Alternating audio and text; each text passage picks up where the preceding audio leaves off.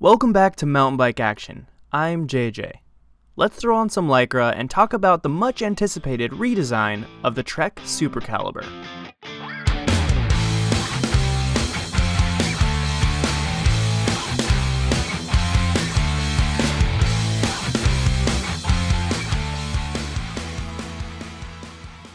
Trek released the Supercaliber in 2019 and shocked the world with the IsoStrut. When we tested it, we were impressed by its lightweight and strong acceleration, calling it a full speed ahead cross-country race bike. Well, it was time for an update, so Trek has introduced the new Supercaliber with a completely new frame, with more travel and evolved features to take on the highest levels of racing. The new Supercaliber looks similar to the old one, but its geometry has been revised with a longer reach, slacker head angle, a steeper seat tube angle, and a taller bottom bracket height. The chainstay length has grown by 5mm, with all the geometry changes adding up to a 17mm longer wheelbase. There are now two versions of the frame, the SLR and the SL.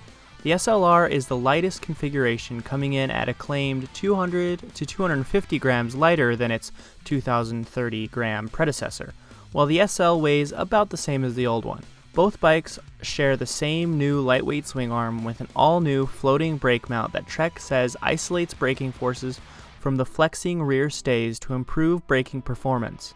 Trek removed the knock block seen on the previous version. They also included room for two bottles in the front triangle. Trek's IsoStrut suspension design is improved on the new Supercaliber, increasing in travel from 60mm to 80mm and receiving an all-new RockShox SID Lux IsoStrut shock. The IsoStrut redesign is also easier to work on than the old one. Trek's IsoStrut sag setup recommendations say it can be set at 25% sag for a good all-around feel, as low as 15% sag for more pedal efficiency, or up to 30% sag for better compliance. The anti-squat numbers have increased for better suspension resistance while pedaling. The fork is set at 110mm and is, on our test bike, a RockShox SID SL Ultimate with the new Charger Race Day damper and a dual remote lockout. The frame is designed to handle 100mm or 120mm travel forks as well, if you so desire. Trek offers 7 models of the Supercaliber, starting at $4,200 and topping out at $11,700 for their highest end build and our test model, the Supercaliber 9.9 SLR XX Axis. Our size large weighed in at a whopping 21.8 pounds without pedals.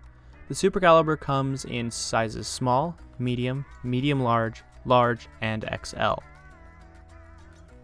After passing this bike around to a few of our test riders, we had an initial verdict. This bike is fast. One of our test riders even went so far as to say it's the fastest bike he has ever ridden, which is saying something given the recent crop of test bikes we've been riding. It's extremely quick on acceleration, both in and out of the saddle, and with the suspension open. Some of our riders were even joking that it felt somewhat similar to a lightweight EMTB. Though this isn't quite the case, the sensation isn't far off.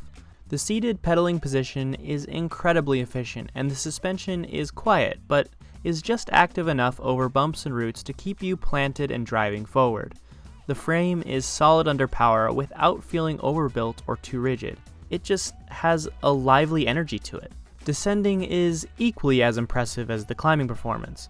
With the long wheelbase, slacker head angle, and increase in travel, we were able to get pretty aggressive on the Supercaliber. It's still an XC bike that reminds you when it runs out of travel, but you can get away with a lot until that point. This is no wannabe trail bike in XC clothing. It's a full-on racer, and a very capable one at that. Cornering on flat turns takes a touch more careful front wheel weighting compared to steeper, shorter bikes, but we adapted quickly. Our test bike came with 2.25-inch tires, but we plan to up the volume on the front tire to help us navigate our bone-dry SoCal terrain. We've only ridden the rear suspension at 25% sag so far, but plan to explore more as we test into the future. So far, everyone who's ridden this bike has been seriously impressed and wants more time on it.